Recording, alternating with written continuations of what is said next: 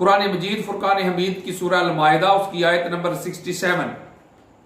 इमाम फखरुद्दीन राजी अपनी तफसीर अल-कबीर में इसकी जिल्द नंबर 4 सफ़ा नंबर 49 और 50 इसको अब्दुल्लाह इब्न अब्बास से और हज़रत बरा बिन आज़िब रज़ी अल्लाह तआला अन्हुमा से रवायत करते हैं कि जब आका अलैहिस्सलातु वस्सलाम ने आखिरी हज किया, 1.25 लाख सहाबा इकराम का जम्मे गफीर आका अलैहिस्सलाम की मैयत में, संगत में, रफाकत में है। मदीना की तरफ मेरे आका तशरीफ लेके जा रहे हैं। जिंदगी भर की कमाई सारी साथ है, मैयत में, संगत में, रफाकत में है। जब गदीर खुम के मुकाम पे पहुंचे, बाज़ रवायात में आता है कि वो एक तालाब था, बाद ने एक कुआं भी लिखा है, बल्कि बाद ने एक दरख्त भी लिखा है, लेकिन जो मारूफ रवायत है वो यही है कि वो एक तालाब था। वहां आका अलैहिस्सलातु वस्सलाम ने ऐलान किया कि जो सहाबा आगे चले गए उनको वापस बुलाया जाए, जो पीछे रह गए उनका इंतजार किया जाए, जो कुर्बो जवार में दूर दराज बैठे हुए हैं या पीछे रह गए हैं, सबको जमा किया जाए, इकट्ठा किया जाए और मेरे लिए मिंबर सजा दिया जाए। हजरत बिलाल रज़ी अल्लाह तआला अन्हु को आका अलैहिस्सलातु वस्सलाम ने फरमाया कि अजान पढ़ें ज़ोहर की नमाज के लिए। अजान की आवाज बुलंद हो गई, सारे सहाबा इकट्ठे हो गए, जमा हो गए। जो आगे जा चुके थे वो वापस आ गए, जो पीछे रह गए थे वो भी आगे आके मिल गए। जब सारे जमा हो गए, ताजदारे उमम, ताजदारे कायनात के लिए मिंबर सजा दिया गया। रवायत में आता है कि ऊंटों को जमा करके उनके ऊपर जो है वो तख्ते रख के जोड़ के उनके ऊपर एक बड़ा आलीशान बुलंद स्टेज बनाया गया, बेहतरीन आला मिंबर सजाया गया, जिसके ऊपर आका अलैहिस्सलातु वस्सलाम जलवा फरोज हुए। और उधर अल्लाह रब्बुल इज्जत ने जबरील अमीन को ये मैसेज, ये पैगाम दे के भेज दिया कि प्यारे मुस्तफ़ा, मेरा वो पैगाम, मेरा वो मैसेज आप आगे पढ़ के सुना दें, मेरी वही पहुंचा दें। अगर आपने ये पैगाम ना पहुंचाया तो आपने रिसालत का हक ही अदा नहीं किया। और लोगों से ना डरें, अल्लाह जो है आपकी हिफाजत फरमाने वाला, और यकीनन अल्लाह ताला जो मुनकर हैं उनको हदायत नहीं देता। ये सूरह अल-माइदा की आयत नंबर 67 है जो उस वक्त नाज़िल हुई। इमाम फखरुद्दीन राजी अहले सुन्नत के चोटी के मुफस्सर है। वो अपनी तफसीर अल-कबीर में अब्दुल्लाह इब्न अब्बास और बरा बिन आज़िब रज़ी अल्लाह तआला अन्हुमा से ये रवायत करते हैं और इसकी जिल्द नंबर 4 सफ़ा नंबर 49 और 50 है। अब यहाँ एक बड़ी खास और तवज्जो तलब बात यह है कि अल्लाह रब्बुल इज्जत ने आका अलैहिस्सलाम को मुखातब करते हुए फरमाया कि प्यारे कह दें, ये पैगाम पहुंचा दें। अगर आपने ये पैगाम ना पहुंचाया तो आपने रिसालत का हक अदा नहीं किया। भाई सारा कुछ तो मेरे आका अलैहिस्सलाम कर चुके हैं अल्लाह की तौहीद के लिए, अल्लाह के दीन के लिए, दीन इस्लाम की दावत के लिए, इसके नफाज के लिए, इसको कायम करने के लिए,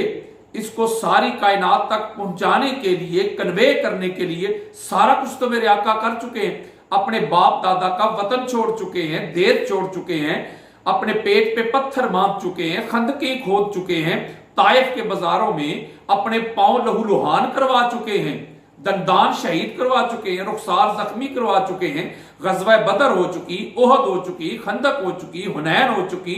खैबर फतह हो चुका, सारा कुछ हो चुका है। अल्लाह के दीन का परचम मेरे आका बुलंद कर चुके हैं, लोगों को संवार चुके हैं, निखार चुके हैं, तौहीद का पैगाम दे चुके हैं, अल्लाह के घर को बुतों से पाक कर चुके हैं, तौहीद का कॉन्सेप्ट क्लियर कर चुके हैं, लोगों को लात मनात से अल्लाह की तरफ लेके आ गए हैं, खाना काबा को बुतों से पाक कर दिया गया है, शराब को बैन कर दिया गया है, सबको भाई भाई बना दिया गया है, माँ के कदमों के नीचे जन्नत रख दिया मेरे आका ने, बेटी को घर के लिए रहमत कर दिया है, सबको भाई भाई कर दिया, शराब को हराम कर दिया है, सूद को बैन कर दिया है, अल्लाह के दीन का परचम बुलंद कर दिया है। सारा कुछ तो मेरे आका कर चुके हैं, लेकिन अल्लाह ने इस मुकाम पे फरमाया कि हबीब अगर आपने ये काम ना किया तो आपने रिसालत का हक ही अदा नहीं किया। پتہ چلا یہ پیغام، یہ میسج، یہ جو اللہ کا حکم ہے، امر ہے، وہی ہے، یہ کوئی اتنا اہم ہے کہ اللہ اس پر زور دے رہا ہے۔ اور ساتھ ساتھ اللہ رب العزت نے جو جملہ ارشاد فرمایا واللہ یعصمک من الناس، اور لوگوں سے ڈرنے کی ضرورت نہیں، اللہ جو ہے آپ کی حفاظت کرنے والا، اللہ جو ہے آپ کا گارڈ، اللہ جو ہے آپ کا عاصم۔ یہاں ایک بڑی ایمان افروز بات بھی ہے اور بڑی توجہ طلب ایک بات ہے اور نقطہ ہے بڑا لطیف، کہ یہ آیا مبارکہ تو اس وقت نازل ہونی چاہیے تھی جب آقا علیہ الصلوۃ والسلام اپنے باپ دادا کا وطن چھوڑ کے ہجرت کر کے جا رہے تھے، جب تلواروں کے حصار میں میرے آقا علیہ السلام ہجرت کر کے جا رہے تھے، اس وقت اللہ کہتا پیارے واللہ یعصمک من الناس، لوگوں سے ڈرنے کی ضرورت ہی نہیں ہے، میں جو ہوں آپ کا گارڈ، میں جو ہوں آپ کی حفاظت کرنے والا۔ یہ آیا مبارکہ کی اس وقت زیادہ ضرورت تھی جب آقا علیہ السلام غار ثور میں تشریف فرما تھے۔ اس وقت اللہ کہتا پریشانی کی کوئی بات نہیں، غم کی کوئی بات نہیں، ڈرنے کی بھی کوئی بات نہیں، اللہ جو ہے آپ کی حفاظت فرمانے والا، اللہ جو ہے آپ کا گارڈ، اللہ جو ہے آپ کا عاصم۔ لیکن اس وقت بھی نہیں کہا میرے دوستوں، بزرگوں، بیٹوں، بیٹیوں، اس وقت بھی اللہ نے یہ بات نہیں فرمائی، پر اس کی زیادہ ضرورت تھی غزوہ بدر کے موقع پر، جب لڑائی ہو رہی تھی دشمنوں کے ساتھ، کفار کے ساتھ، جب آقا علیہ السلام کے لیے عریش تیار کیا گیا تھا، صحابہ آقا علیہ السلام کا پہرا دیتے تھے، آپ کی حفاظت کرتے تھے، طواف کرتے تھے، اس وقت اللہ کہتا لوگوں سے ڈرنے کی ضرورت نہیں، اللہ جو ہے آپ کی حفاظت فرمانے والا۔ اس آیہ مبارکہ کی غزوہ احد میں زیادہ ضرورت تھی جب آقا علیہ السلام تنہا رہ گئے تھے، خندق میں زیادہ ضرورت تھی، حنین میں زیادہ ضرورت تھی، خیبر میں زیادہ ضرورت تھی، جب آقا علیہ السلام کفار، مشرکین، منافقین کے ساتھ جنگیں لڑ رہے تھے، اس وقت اس آیہ مبارکہ کی ضرورت زیادہ تھی۔ لیکن اللہ رب العزت نے اس وقت یہ بات نہیں فرمائی، اس مقام پہ فرمائی ہے، اس کو اس پیغام کے ساتھ جوڑ دیا ہے، اس میسج کے ساتھ جوڑ دیا ہے، اس اعلان کے ساتھ جوڑ دیا ہے۔ پتہ چلا یہ اعلان، یہ پیغام، یہ میسج، یہ حکم، یہ امر، یہ وحی، یہ کوئی ایسا پیغام اور ایسا امر ہے کہ اللہ جانتا ہے کہ یہ اعلان کرنے کے بعد معاملات ایسے ہو جائیں گے، لوگوں کو مروڑ اٹھیں گے، لوگوں کو تکلیف ہوگی، لوگوں کو پرابلمز ہوگی، اپنے پیغاموں کو پرابلمز ہوگی۔ اسی لیے اللہ رب العزت نے فرمایا پیارے وہ پیغام آپ پڑھ کر سنا دیں، اگر نہ سنایا تو آپ نے رسالت کا حق ہی ادا نہیں کیا، اور لوگوں سے ڈرنے کی ضرورت نہیں ہے، اللہ جو ہے آپ کی حفاظت فرمانے والا۔ یہ اصل میں آیا مبارکہ جو ہے سورہ المائدہ کی، اس کا شان نزول یہ ہے۔ اب اللہ کے اس حکم کو پہنچانے لگے ہیں تاجدار کائنات، تاجدار امم صلی اللہ علیہ وآلہ وسلم۔ اب دیکھیں جب آقا علیہ السلام کے لیے ممبر سجا دیا گیا، آقا علیہ السلام ممبر کے اوپر جلوہ افروز ہوئے، یعنی سوالات کم و بیش صحابہ کی جماعت نظروں کے سامنے، نیچے ممبر کے اوپر، سٹیج کے اوپر تاجدار کائنات قیام فرمائے، اور آقا علیہ السلام نے مولا کائنات علی المرتضی علیہ السلام کو بلایا اور اپنے ساتھ اس سٹیج پہ، اس ممبر کے اوپر کھڑا کیا۔ اب بھی لوگوں کو بات سمجھ میں نہیں آئی کہ مقام علی المرتضی کیا ہے۔ وہ سٹیج سجا ہے، وہ ممبر لگا ہے، اور ممبر کے اوپر ایک مصطفیٰ ہیں، دوسرے مرتضی ہیں، باقی سارے صحابہ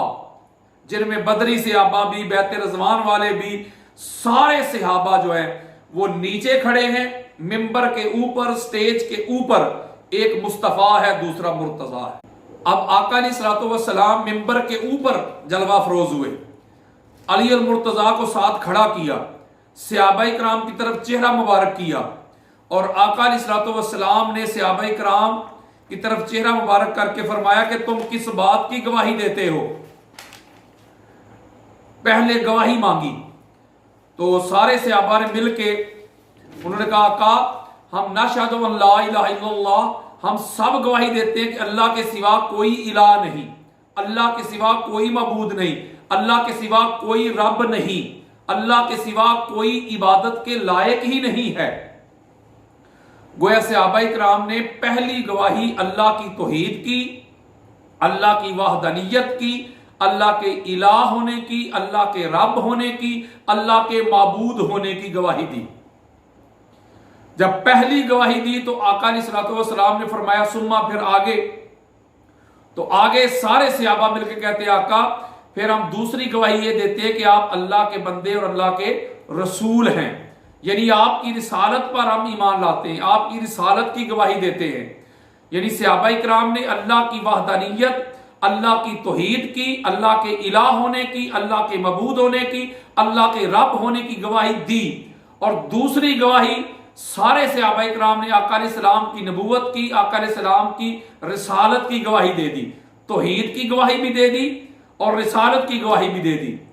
اس کے بعد آقا علیہ الصلوۃ والسلام فرماتے سما، پھر تیسری گواہی۔ یہاں میں ایک نقطہ بڑا اہم ہے، آپ لوگوں کی محبتوں کی نظر کرنا چاہتا ہوں کہ اگر صرف توحید کی گواہی سے بندہ مومن بن جاتا یا توحید کی گواہی کافی ہوتی تو پھر آقا علیہ الصلوۃ والسلام توحید کی گواہی کے بعد رسالت کی گواہی نہ لیتے۔ جب رسالت کی گواہی بھی لے لی، اگر تو توحید و رسالت کی گواہیوں سے بندہ بن جاتا مومن، ایمان ہو جاتا کامل، تو آقا علیہ السلام پھر تیسری گواہی نہ پوچھتے۔ بلکہ یہاں میں ایک اور کلیئر کر دوں کہ جب انسان لا الہ الا اللہ کا اقرار کرتا ہے، اس کی گواہی دیتا ہے، اس کا مطلب ہوتا ہے کہ اللہ کے سوا کوئی الہ نہیں، اللہ کے سوا کوئی معبود نہیں، کوئی عبادت کے لائق نہیں۔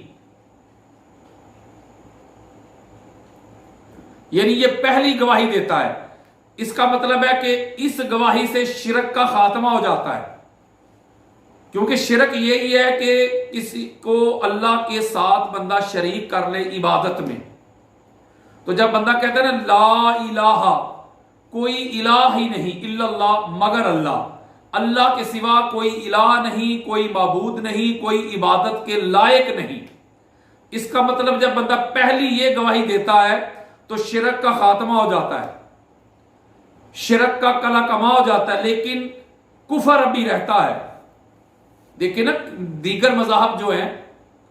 جو یہودی ہیں، وہ بھی کہتے ہیں لا الہ الا اللہ، اللہ کے سوا کوئی عبادت کے لائق ہی نہیں ہے، لیکن ان کو آپ مومن نہیں کہہ سکتے۔ عیسائیوں کو آپ مومن نہیں کہہ سکتے، اللہ کو وہ بھی مانتے ہیں، بلکہ سکھ بھی مانتے ہیں، لیکن آپ ان کو مومن نہیں کہہ سکتے۔ پتہ چلا لا الہ الا اللہ کہنے سے شرک کا خاتمہ ہو گیا، لیکن کفر ابھی ہے۔ اب کفر کا خاتمہ کیسے ہوگا؟ جب آپ نے گواہی دے دی محمد رسول اللہ، آقا علیہ السلام کی نبوت کو مان لیا، آقا علیہ السلام کی رسالت کو مان لیا، تو جو کفر تھا اس کا بھی خاتمہ ہو گیا، اس کا بھی کلا کما کر دیا، کیونکہ آقا علیہ السلام کو ماننے سے کفر کا بھی خاتمہ ہو گیا۔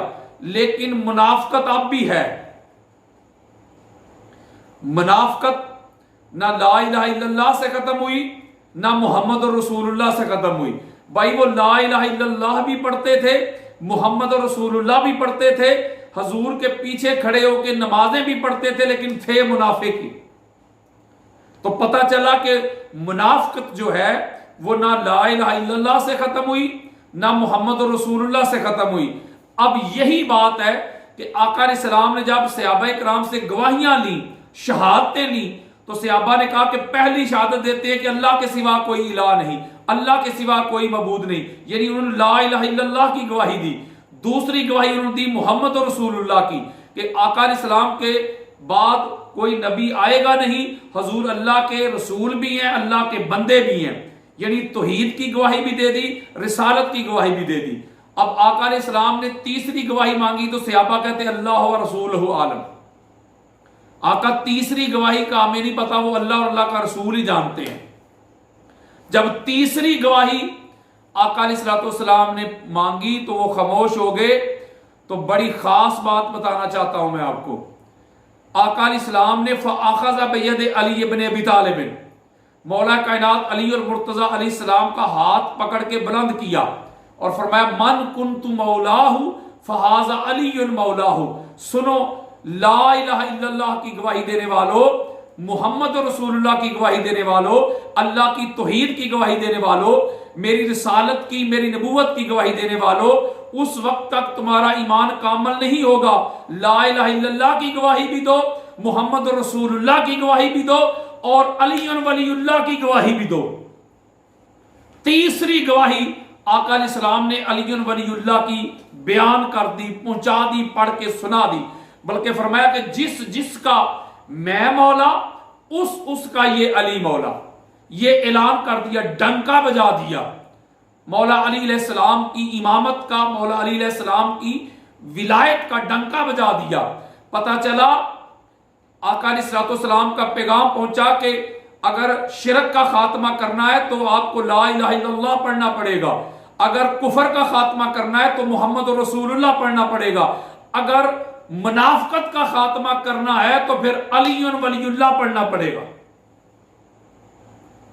علی کی ولایت کے بغیر دین مکمل نہیں ہوتا، علی کی ولایت کے بغیر ایمان کامل نہیں ہوتا، علی کی ولایت کے بغیر منافقت نہیں جاتی۔ پتہ چلا جس طرح لا الہ الا اللہ ضروری ہے، جس طرح محمد رسول اللہ ضروری ہے، اسی طرح علی ولی اللہ بھی ضروری ہے۔ اور بعض لوگ کہتے ہیں کہ ہم بھائی کیوں مولا مانے مولا علی علیہ السلام کو، وہ تو انسان ہے، بشر ہے، ہم تو اللہ کو ہی مولا مانتے۔ تو آقا علیہ السلام کے فرمان پہ ذرا غور کریں نا، حضور نے فرمایا من کنت مولاہ فعلی مولاہ، جس کا میں مولا اس کا یہ علی مولا۔ یعنی آقا علیہ السلام نے عام بندے کو تو کہا ہی نہیں ہے کہ تم بھی علی کو مولا مان لو، آقا علیہ السلام نے اس کو ایبسولوٹ تو رکھا ہی نہیں ہے، اس کے ساتھ شرط لگا دی، اضافت لگا دی۔ کیا